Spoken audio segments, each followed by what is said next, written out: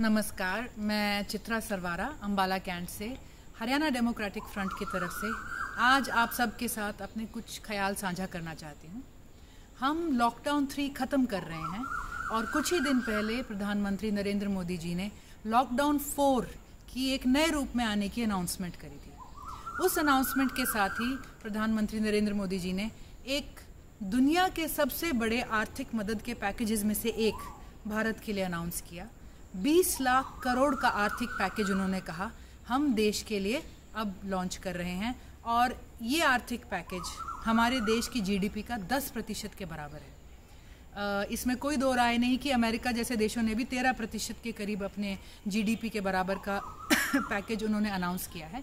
तो 20 लाख करोड़ एक बहुत बड़ी राशि है और बहुत से लोगों ने लाजमी है फटाफट से एक हिसाब भी लगाया कि 20 लाख करोड़ को अगर 135 करोड़ की जनता में डिवाइड करा जाए तो 20 लाख करोड़ में से कम 15,000 रुपया हर व्यक्ति प्रति व्यक्ति मिलेगा, हर किसी के पास आएगा। और अगर घर में 4 लोग हैं, किसी के 5 लोग हैं, तो ये काफ़ी एक डिसेंट एक सब्सटैंशियल अमाउंट बन जाती है जो सच में एक मदद भी कर सकती है।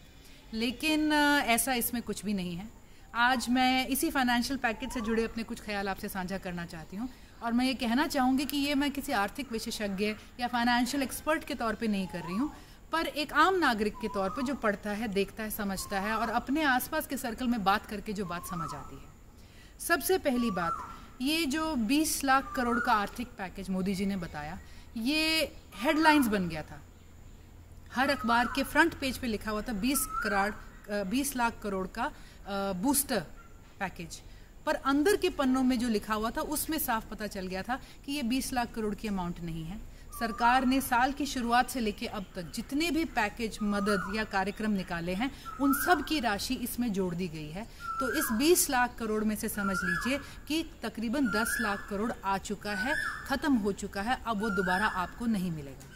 तो प्रधानमंत्री जी की जो ये अनाउंसमेंट थी, इसमें एक तरह से युधिष्ठिर का सच था, जहां जोर से तो बोला गया कि अश्वत्थामा और फिर कहा गया हाथी मारा गया। इसी तरह से 20 लाख करोड़ के पैकेज को जोर से बोला गया, लेकिन ये धीमे से बोला गया कि पहले के पैकेजेस इसमें जुड़े हुए हैं। तो समझने की बात कुछ इस तरह से हुई कि आपके जन्मदिन पे मैं सबसे बड़ा गिफ्ट का एक बॉक्स लेके आती हूँ, चारों तरफ जो है चकाचौंध हो जाती है, आप भी हैरान रह जाते हैं। लेकिन आप जब मेरे सबसे बड़े बॉक्स को खोल के देखते हैं तो उसमें आपको पता चलेगा कि मैंने पिछले जन्मदिन पर आपको जो गिफ्ट दिया था मैंने वो भी पैक कर दिया है, मैंने न्यू ईयर पे जो गिफ्ट दिया था वो भी पैक कर दिया और दिवाली का गिफ्ट भी इसमें डाल रखा है। तो इस पैकेज के अंदर 10 लाख की अमाउंट जा चुकी है। अब हर वर्ग से जो भी व्यक्ति है वो सोच सकता है, याद कर सकता है उन्हें अब तक सरकार से कितनी आर्थिक मदद मिली है। जो ये 10 लाख करोड़ दे दिया गया, इसमें भी अधिकतर अमाउंट, ज़्यादातर जो थी वो तरलता की तरफ थी, फाइनेंशियल लिक्विडिटी प्रोवाइड करने के लिए थी। रियायतें थी, इंटरेस्ट में कुछ छूटें थी, ब्याजों में कुछ छूटें थी। उसमें हार्ड कोर कैश जो सरकार ने दिया वो शायद वही था जो 3 महीने के लिए विधवा, दिव्यांग और बुजुर्गों के अकाउंट में 500-500 रुपया डाला गया और गरीब घरों को 1 महीने के लिए 5 किलो चावल और 1 किलो दाल दी गई। और कमाल की बात है, इस पैकेज में जो है प्रधानमंत्री जी ने पिछले दिसंबर में, मैं याद दिलाना चाहूँगी, एक स्कीम चलाई थी किसानों के लिए, किसान सम्मान निधि, जिसके तहत हर किसान को साल में 6,000 रुपया मिलेगा, यानी कि हर 4 महीने बाद किसान को 2,000 रुपया मिलेगा। ये पिछले साल की स्कीम है, अनाउंस हो चुकी है। इस स्कीम की पहली इस साल की किस्त जो 2,000 रुपया किसानों को दी गई वो भी इस 20 लाख करोड़ में गिनी जा चुकी है, इसीलिए पैकेज इतना ज़्यादा बड़ा बना है। तो आधा पैकेज जा चुका है। अब हम बात करते हैं हमारे बाकी के आधे पैकेज की। इस आधे पैकेज में प्रधानमंत्री जी ने कहा कि हमारे 4 मुख्य जो हैं एरियाज होंगे ऑफ कंसंट्रेशन। उसमें होगा labour, land, law and liquidity. Liquidity होती है फाइनेंशियल तरलता।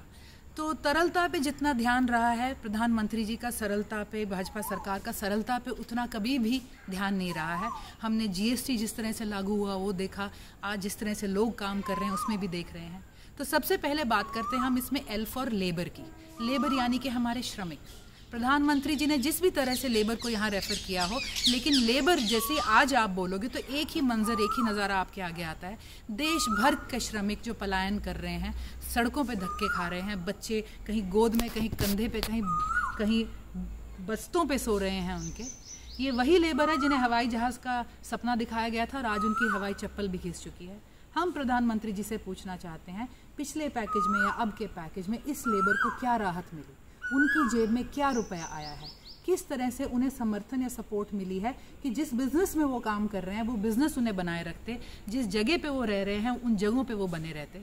मेरे ख्याल से आपको इसमें कुछ बहुत सब्सटैंशियल नज़र नहीं आएगा। कमाल की बात है, इस पलायन करती हुई श्रमिक के लिए जो स्पेशल ट्रेन्स चलाई गई हैं श्रमिकों की, उनकी बुकिंग भी ऑनलाइन है। अब मुझे समझ नहीं आता, जो सड़कों पे धक्के खा रहे हैं, जिनके पास बैठने को छत नहीं है, खाने को एक दाना नहीं है, वो ऑनलाइन बुकिंग और ऑनलाइन पेमेंट कैसे करेंगे? ये थोड़े से ख्याल से दूर है और मैं कहती हूँ यहाँ पे भी सरलता नहीं रही। दूसरा एल की अगर हम बात करें वो है लैंड। प्रधानमंत्री मोदी जी ने अक्सर की तरह एक बार फिर लैंड की बात करी है उद्योगों के ख्याल से कि चाइना से जो फैक्ट्रियाँ निकलेंगी वो हमारे यहाँ पर आकर काम करेंगे। लेकिन हम सबसे पहले कहते हैं कि हमारे लैंड से जुड़ा सबसे पहले किसान है, जो इस धरती का पुत्र है, धरती की छाती चीर के अनाज पैदा करता है, हमारा अन्नदाता है। उस किसान के लिए आपने क्या किया? 2000 रुपये की राशि जो साल में से अब तक किसान को मिली है वो तो पुरानी स्कीम की थी। किसानों की हरियाणा में हमें पता है 2 फसलें अब तक बिकी हैं, उनकी सरसों बिकी है, उनकी गेहूं बिकी है, और हमने अपने किसान को मंडियों में एमएसपी से उलझते देखा है, मंडियों में प्रावधान और सिस्टम से उलझते देखा है, ऑनलाइन जो नया तकनीकीकरण एकदम से करा जा रहा है, नए नए तरह के प्रयोग करे जा रहे हैं, उनसे उलझते हुए देखा है। उन्हें क्या सुविधा मिली, उन्हें क्या सरलता मिली, क्या इस पे वो बताएंगे? और किसान अगर हमारा पिट गया, अगर किसान अपनी फसल बेच के घर पैसा नहीं लेके जाएगा, तो हमें ये भी समझना चाहिए कि बड़े बड़े इंडस्ट्रियलिस्ट का सामान खरीदने के लिए कंज्यूमर, जो बॉटम लाइन, जो हमारी 60-70% जनता है, वो ही ख़त्म हो जाती है यहाँ पे। अब हम बात करें तीसरे एल की, जिसमें आता है लेबर लॉज। तो लेबर लॉज तो भाजपा के अपने लेबर विंग्स इनसे लड़ रहे हैं कि बहुत ज़्यादा श्रमिकों के अधिकारों को धूमिल कर दिया गया है। और आखिरी बात आती है लिक्विडिटी की, तरलता की। तो तरलता में हम कहें कि इस एल को मोदी जी ज़्यादा साफ तौर पे कहते तो अच्छा रहता। सबसे बड़ा एल पिछले आर्थिक पैकेज में 10 लाख के और बचे हुए में है लोन, जो कि ब्याज पे पैसा है। ये वो मदद है जो सूद समेत का लाभ से वापस ली जाएगी, और इसके लिए बैंकों को बोल दिया गया है कि आप अलग अलग, इन्होंने सेग्रीगेशन जो बनाई हैं, एमएसएमईज़ की हैं, बड़े बिजनेसेस की हैं, उनको अलग अलग इनके टर्म्स एंड कंडीशंस पे लोन दे दिया जाए। सबसे पहली बात, ये जो पैसा दिया जा रहा है, क्या सरकार ने कोई नया फंड या कुछ दिया है, इनको हम जानना चाहेंगे। जहाँ तक हमारी समझ है, बैंकों के पास जो पैसा पड़ा है वो आम आदमी का पैसा है, आपका है, हमारा है, गाड़ी कमाई हमारी बैंक में रखी है। बैंक इसको किसी बिजनेस को लोन देता है तो सरकार उसमें से कितने लोन की गारंटी ले रही है, कितने को सेफ गार्ड कर रही है। जो इंडस्ट्रियलिस्ट को, बड़े बड़े उद्योगों को जो 4 साल का लोन दिया जा रहा है, जिसमें 1 साल का सिर्फ मूल माफ़ है जो बाद में लिया जाएगा, उसके बारे में हम कहना चाहेंगे कि ये जो इंडस्ट्रियलिस्ट को लोन दिया जा रहा है, ये उनके लिए है जिनका 100 करोड़ से ऊपर का टर्नओवर है। जो उससे छोटे इंडस्ट्रियलिस्ट हैं, जो ज़्यादा हैं तादाद में, उनको जो लोन दिया जाएगा उसके ऊपर या इनके ऊपर भी क्या ब्याज में कोई दर में माफ़ी है, क्या ब्याज में माफ़ी है? बड़े लोन्स के लिए 100% की गारंटी है, लेकिन जहाँ तक हमने पढ़ा है, जो उससे छोटे लोन हैं, जो एक जो सबऑर्डिनेट लोन्स उन्होंने यहाँ पे इशू करे हैं, उनके अंदर मात्र सरकार 20% के लॉस को गारंटी कर रही है। तो इसमें जनता का लगा पैसा, उसका क्या होगा? बैंकों में हम अपना पैसा रख रहे हैं, ये सब जानते हैं कि बैंकों में रखे हुए पैसा जिस पे 7% तक हमें इंटरेस्ट मिलता था, आज मात्र 4 रहता है। तो हमारा पैसा पूरा लग रहा है, रिटर्न्स कम आ रही हैं, गारंटियाँ छूटती जा रही हैं।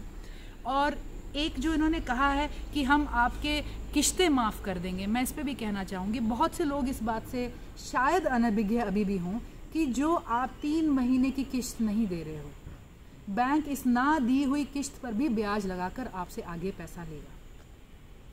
तो तरलता जो है, तरलता कुछ नहीं है, ये सिर्फ उधार पे पैसा है। क्या ये मदद है? क्या ये नया पैसा है? क्या पार्लियामेंट पे खर्च होने वाले हज़ारों करोड़ को सेव करके आपने पब्लिक को मुहैया कराया? क्या मिनिस्टरों के खर्चों पे, ट्रैवल पे खर्च होने वाले करोड़ों रुपए को आपने यहाँ पे डाइवर्ट करा? क्या आपने कोई रीएलोकेशन ऑफ फंड करी? क्या कोई नया पैसा सरकार ने अपनी तरफ से सिस्टम में डाला है? मेरे ख्याल से इसमें अभी भी कोई क्लैरिटी नहीं है। हम आशा करते हैं सरकार आने वाले समय तक करेगी। जो बचा हुआ आर्थिक पैकेज का 10 लाख है, इसमें से 5 लाख तरलता की तरफ ही फोकस्ड है, लोन है, कल वापस करना पड़ेगा। इसमें से सिर्फ और सिर्फ 2500 करोड़ की जो है एक अमाउंट है जो सरकार पीएफ एम्प्लॉयज़ प्रोविडेंट फंड अपनी तरफ से डाल देगी, वो भी कुछ यूनिट्स को इसकी राहत मिलेगी, सबको नहीं। और ये पैसा अकाउंट में पीएफ के जाएगा, प्रोविडेंट फंड के अकाउंट में जाएगा, आपके नहीं। आप विड्रॉ करते हैं तो आपका ये नॉन रिफंडेबल विड्रॉल उन्होंने अलाउ कर दिया है, लेकिन आप अपना ही पैसा लेके उसमें से खाएंगे। तो इसमें लोगों को कितनी मदद पहुंची, कब मदद पहुंची? तरलता है पर सरलता नहीं है। किसान परेशान है, उद्योगपति आज इस पूरी मुश्किल से उलझ रहा है, और सबसे बड़ी बात, बीच में जो ट्रेडर बैठा है उसके लिए पैकेजेस में क्या है, मिडिल क्लास के लिए पैकेजेस में क्या है। तो इन सारी चीज़ों को देखते हुए हम अम्बाला में रहते हैं, तो अम्बाला अगर हम कहें कि एक माइक्रोकॉज़म है, यहाँ इंडस्ट्री भी है, यहाँ पे ट्रेडर भी है, यहाँ पर किसान भी बैठा हुआ है। तो ये तीनों वर्ग पूछ रहे हैं हमारे लिए क्या किया। अम्बाला की जो भी साइंस इंडस्ट्री है, जिसे वेंटिलेटर पे कहा जाता था, अम्बाला सिटी की जो हमारी मिक्सी की इंडस्ट्री है, जो हमारा कपड़ा बाज़ार है, दे वर ऑल स्ट्रगलिंग। इन्हें कहा जाता था कि ये वेंटिलेटर पे हैं, इनको तो शायद अब ऑक्सीजन भी ना बचे। 90% अम्बाला की जो इंडस्ट्री है वो माइक्रो इंडस्ट्रीज़ में आती है, और शायद ये जो 100 करोड़ के लिए जो लोन है, जो कोलैटरल फ्री लोन है, जो 100% सरकार गारंटी कर रही है, उसके लिए वो क्वालिफाई ही नहीं करेंगे। तो आज इन शब्दों के हेर फेर में, इस 20 लाख करोड़ में जो खोल के आधा रह जाता है, और उस आधे को देखने पर जब पता चलता है कि इसमें से भी आधा जो है सिर्फ लोन रह गया है, अब हमारे पास सिर्फ 4.5 लाख करोड़ पड़ा है जो 2 से 3 साल में आएगा। तो ये जो सरकार ने किया है, हम समझते हैं, हम कभी भी नहीं कह रहे कि कोविड छोटी आपदा है, आर्थिक इंजन जो देश का रुका है उसको आसानी से चलाया जा सकता है, लेकिन जो कदम सरकार ने उठाए हैं, इसमें भी अगर सरकार कमाने का सोच रही है तो ये आर्थिक मौका परस्ती है। अम्बाला की अगर साइंस इंडस्ट्री को लें, ये साइंस इंडस्ट्री से हज़ारों घर चल रहे हैं, कॉटेज इंडस्ट्री, छोटे छोटे लघु उद्योग चल रहे हैं यहाँ पे। सरकार अगर इंडस्ट्री से टैक्स कम लेगी तो उसमें सरकार का कुछ नहीं जाएगा, लेकिन वो इतने सारे घर बचे रहेंगे, इंडस्ट्री बची रहेगी। इसी तरह से समाज के हर वर्ग को आज सरकार की ज़रूरत है। सरकार को उधार और ब्याज कमाने की नहीं सोचनी चाहिए, सरकार को आज सोचना चाहिए कि ये प्रजा, ये जनता मेरे बच्चे हैं, ये सब रहेंगे तो ये देश रहेगा। और देश के आर्थिक इंजन को चलाने के लिए सिर्फ उद्योगों को चालू नहीं करना है, आपको आगे से डिमांड को भी पैदा करना है। मुझे ज़रूरत है पर मेरे पास खरीदने के लिए 1 रुपया जेब में है, तो मेरी डिमांड की क्षमता ही ख़त्म हो जाती है। तो ये सब बातें मैं एक बहुत आम नागरिक के तौर पे आपसे कहना चाहती हूँ कि कुछ ना कुछ यहाँ पर सही नहीं लग रहा। कुछ सरकार को ठोस कदम उठाने पड़ेंगे, लिक्विडिटी के नाम पे न्यू फंड्स आपको इन्वेस्ट करने पड़ेंगे, सरकार को रिस्क टेकर बनना पड़ेगा, सरकार को अपनी जनता को कहना पड़ेगा आप आगे बढ़ो, हम तुम्हारे साथ हैं। अब ये जनता की बारी है, जनता को ज़रूरत है, और हम आशा करते हैं प्रदेश में प्रधानमंत्री, हमारे चीफ मिनिस्टर, हमारे अम्बाला के मिनिस्टर अनिल विज जी इन सब बातों को परस्यू करेंगे। जहाँ भी इंडस्ट्री और जहाँ पे भी किसान है, जहाँ पे भी ट्रेडर्स हैं, इनके लिए सही नीति लेकर आएंगे। और मैं एक बार कहना चाहूँगी कि हरियाणा डेमोक्रेटिक फ्रंट की तरफ से हम सिर्फ आवाज़ उठा सकते हैं, हम विपक्ष में हैं, लेकिन हम आशा करते हैं कि पब्लिक का समर्थन मिलेगा और हमें सरकार के कान मिलेंगे, हम अपनी बात उन तक पहुँचा सकें और वो कुछ सार्थक कदम उठाएं। सो बहुत बहुत धन्यवाद।